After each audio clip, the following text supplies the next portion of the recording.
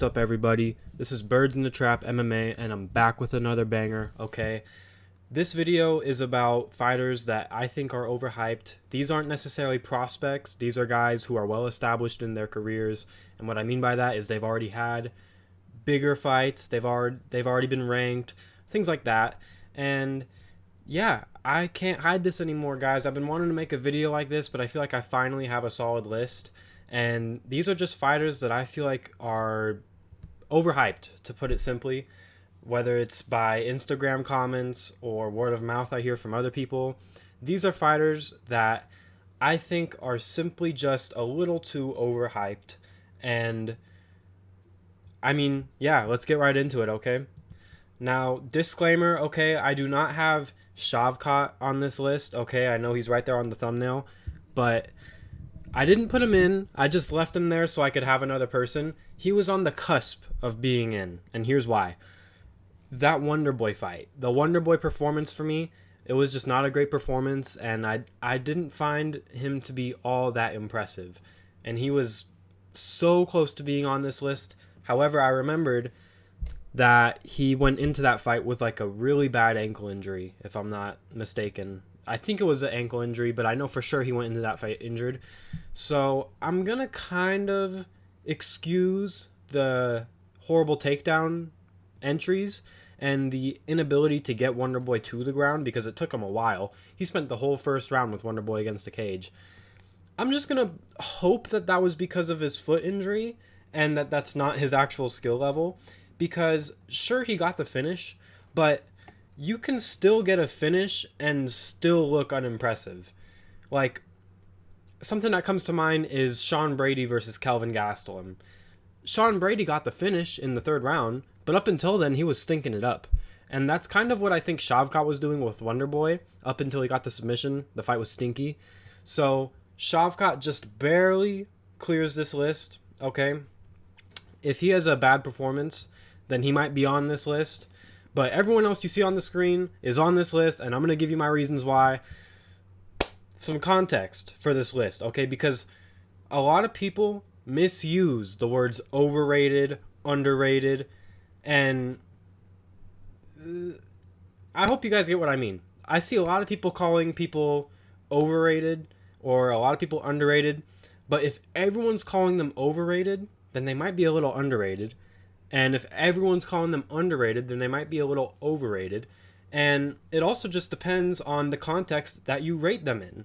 Okay? Like, an example I can think of is if you think of Alexander Volkanovski as this one-punch KO knockout artist, or Leon Edwards, one-punch KO artist, because you've seen them get KOs before, and then you expect that every fight, you might be overrating them. That's not what they're known for, okay?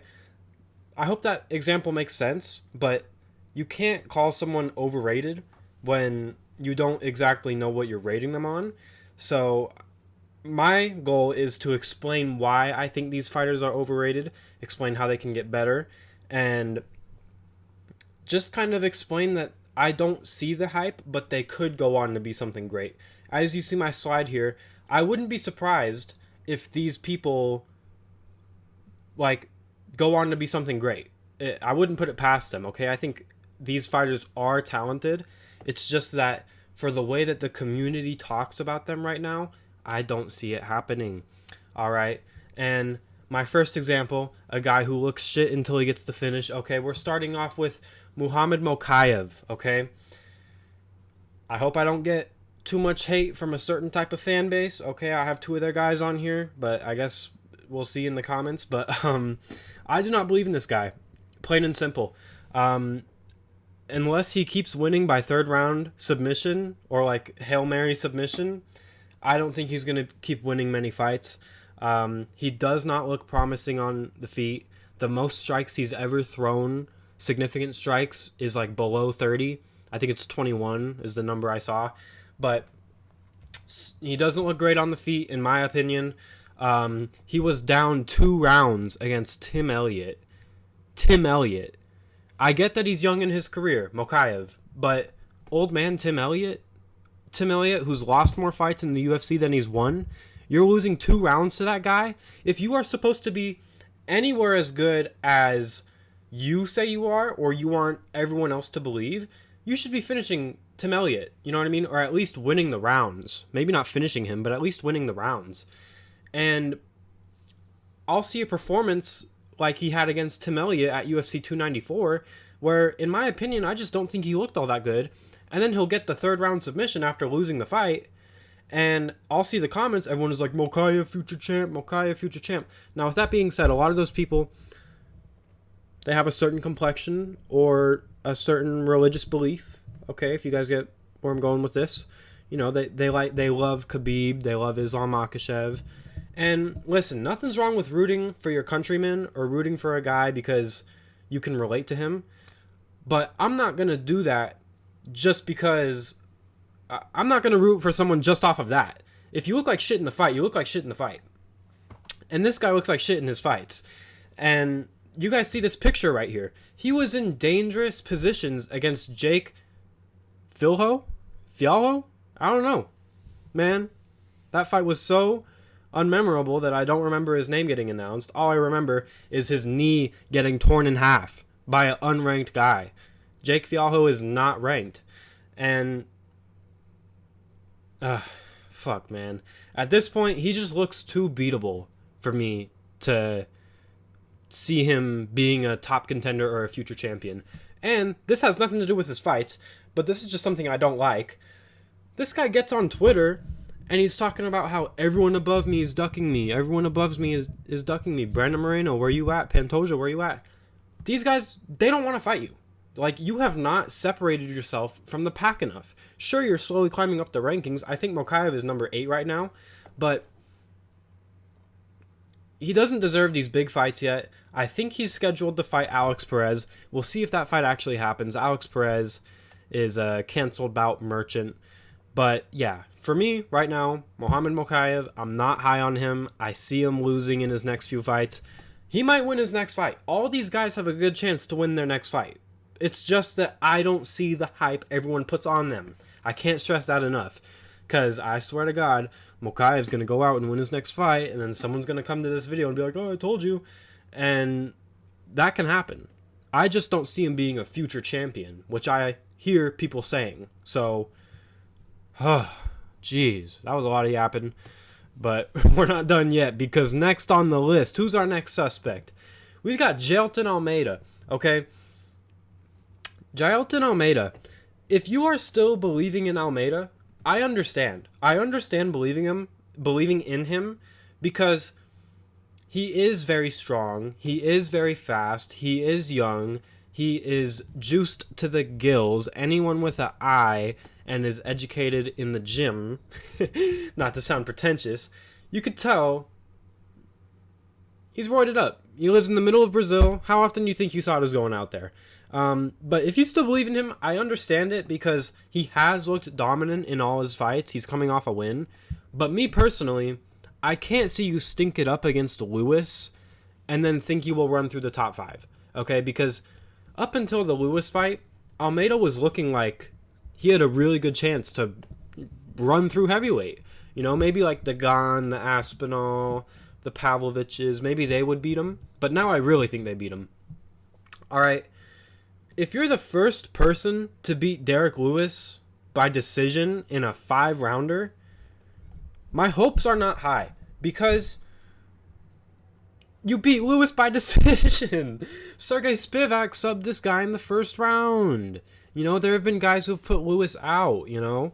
Another reason, Jailton is undersized, all right? He used to fight in light heavyweight, and I think he just realized that he has better grappling than a lot of heavyweights. So it was like, oh, fuck it, I'll just move up and submit everyone. And that has worked until this Lewis fight, where he didn't look spectacular on the feet. Okay, I was actually looking forward to seeing them on the feet. Don't get me wrong, they weren't on the feet for long. But when they were on the feet, I wasn't... Let's just say I was expecting better. Okay, I don't know what I was expecting, but I was expecting better than what we saw. Derek Lewis was landing on him every so often. And Jailton Almeida, he can't find a finish if you don't offer it up, right? Derek Lewis, his goal in that fight was to not get finished, and he did not get finished. You know what I mean? Someone like Rosenstrike, you know, maybe a few minutes in, when you're on top of him, maybe he'll kind of, you know, let his neck get tugged on a little, and then, oh, he's tapping now, it's over. I'm not saying he gave up, okay? I'm just saying, if you don't make your opponent wilt, like Almeida is expecting to, he's not going to find the finish on you. If you're in the fight, you'll probably survive. So, again, I think he still has a chance, okay? But early prediction, we'll see when the time comes. I think Blades is going to fraud check him. I think Blades is just going to stuff the takedowns, and I honestly wouldn't be surprised if he TKOs him, knocks him down, ground and pound. But Curtis Blades is also a winnable fight. I was picking Almeida to beat Blades before Lewis stepped in, but now that I saw that performance against Lewis, it's just tough to pick him. You know what I mean? If he fights someone like Marcin Tybura, obviously he's going to beat Marcin Tybura. But it's like, even if he does beat Blades, who does he fight next? Pavlovich? Gane? I think Gane beats him. I think Pavlovich is a coin flip, but I think Pavlovich would beat him. You know what I mean? So, I don't know, guys. Jailton Almeida was hyped up way more than he is now before the Lewis fight. But if you're still buying into him, I understand it. It's just me personally. Not me, all right? I think there's 4 other guys that beat him. You know what I mean? I think Jones probably beats him. Anyways, guys, moving on to the next suspect. We got Movsar Evloev. Okay, I don't know why that... I don't think I've ever said his name out loud. I've only read it in my head. Movsar Evloev, okay? Why should I believe in this guy? Seriously. I see people talk about... I've seen edits, CGI edits of this dude getting the belt wrapped around him after one of his stinky decision wins. And people are like, Evloev champ, heart emoji. What the fuck are you guys seeing? Again, if you're from Russia, if you believe in the same things as this guy, I understand why you'd root for him. I'm not coming at rooting for him. I'm coming at thinking he's going to be the next big thing, all right? He's a decision merchant. Literally no finishes in the UFC. Couldn't even finish a debuting fighter who has never fought in the UFC. They took the fight on a week's notice. If you're the next champion, if you're the next shit in the division, you should finish a guy stepping in on a week's notice who's never fought in the UFC. He struggled with a debuting Diego Lopez. Now, yes, we all know that now we all know Diego Lopez is actually pretty damn good. He's actually really solid. He's someone who would be on the opposite end of this list, where I really do believe in him, and I do think he will do well. But at the same time, as good as Diego Lopez is, at this time he was also, like I said, took the fight on a week's notice. UFC debut. I mean, come on, man. If you're this grappling machine, why are you getting put in that position right there? You guys see that? He's getting his arm torn off. And that happened like 4 times in the fight. In the first and third round. A split decision with Nick Lentz. If you're beating Nick Lentz by split decision, how can I think you're a top 5 guy? Someone, prove me wrong here. Why are my arguments wrong? Okay? I am open to being convinced into something else. But if you're going to a split decision with Nick Lentz, how are you going to defend this guy being called a future champion? I just don't see it yet. Okay? And he's inactive. He doesn't fight very often. Twice a year, but recently it's been once a year. If he beats Allen by finish, I may reconsider this. But if he beats him by a stinky decision, grappling decision, where he lands 20 significant strikes, I'm still right. He can win his next fight. If it's boring, I'm still right, okay? I know he'll be in that top 5, but I don't know. Guys, I don't see the Evloev hype, alright? And again, prove me wrong. Why am I wrong? Tell me. Because we haven't seen anything in the octagon that makes me think anything else. Oh, he's friends with Khabib. Almighty, the great humble Khabib. That's great. Khabib had finishes, at least. Do you like this guy just because you like Khabib? I like Khabib, but Evloev, you're on the hit list, bro. I don't think you're all that. All right, and whatever, man. Evloev fighting in a few weeks. I am very excited for his fight. But let's get into the last suspect on the list. All right, Della Maddalena. All right, I feel like this might be my most controversial one. That's why it's last. And I feel like it's controversial because of how many people I hear saying that this guy's a future, maybe not champion, but at least title contender, right? I'm not denying that. It can happen, but why should I think that? Why do you guys think that? If you think that, drop it in the comments. He has had great performances, but great finishes, but not the best competition. Okay, that's what I say there. I do agree with my own statement. That was stupid to say. Great finishes, but not the best competition. That is entirely true. He has a horrible grappling IQ. That is something that's fixable. But in that Basel Hafez fight, I think it could have went either way. I've seen multiple people say it should have went to Hafez. I've seen people say, oh, well, if you actually score the fight correctly, it's Della. No matter what, he looked like shit. His fight IQ, grappling IQ specifically, it didn't look well. And that fight was a split decision with a guy who stepped in on a week's notice. Similar to, who the fuck were we just talking about? Evloev. Similar, where you get a guy making his UFC debut on a week's notice. You should be running through this guy if you're the next top 5 guy. Now, Basel Hafez might actually be really good. We don't know yet. He hasn't fought again. I think he just pulled out of his next fight, which is unfortunate because I do want to see him fight again. If Hafez wins his next fight, then yes, it makes JDM look better. But as soon as he gets to step up in competition in Kevin Holland, he barely scrapes by him. Now, hang on. By barely scrapes by him, I'm just saying it wasn't dominant, and on paper it was a split decision. Whether you think it should have been or not, it was a split decision. I thought he won that fight unanimously, 2-1. I forgot which rounds, but I was watching it on the toilet at work, so I don't know, maybe I need to rewatch that. But he gets to step up in competition. It's Kevin Holland, not even a huge step up. And don't get me wrong, I know Kevin Holland has an iron chin. You're not going to finish Kevin Holland unless it's with a headbutt. But still, he barely won the fight. I think it was robberyable. They could have robbed Della and gave it to Holland. So I just can't see you being a top 5 guy or a future champion if you're having a split decision with a guy making their debut, and then you're getting Kevin Holland, who, let's be real, is a newer age fighter, but doesn't really evolve his fighting style from camp to camp. He doesn't really get better anymore. He just kind of trains and shows up. That's what I think of Kevin Holland.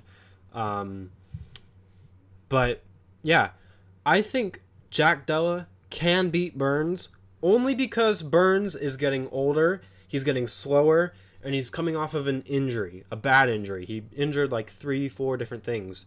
And it'll be, a year since Burns has fought, almost. They're fighting in March. Burns fought in May. Inactive, coming off the injury, older Burns. That is the most winnable fight for him, but I still think Burns is going to win. I don't think it's going to be a very entertaining fight, but I think Burns will at least be able to get the takedowns. And if Della, if he lets that negative grappling IQ out with Burns is tapping this fool. All right, so Della could go on to be something great. I do think he has potential. I just don't see him being the guy that everyone hypes him up to be. You know what I mean?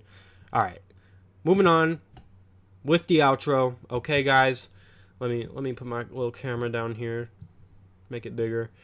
Am I tripping? Let me know. Let me know who you think is overrated, and let me know who you disagree with on my list, okay?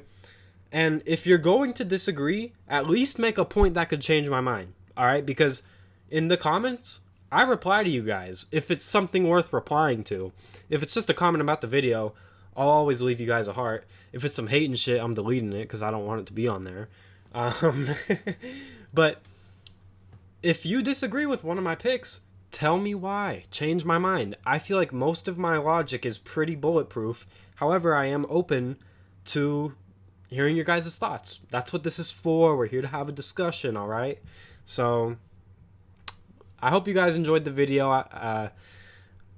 I'm starting to be consistent, all right? I got a video coming out Friday.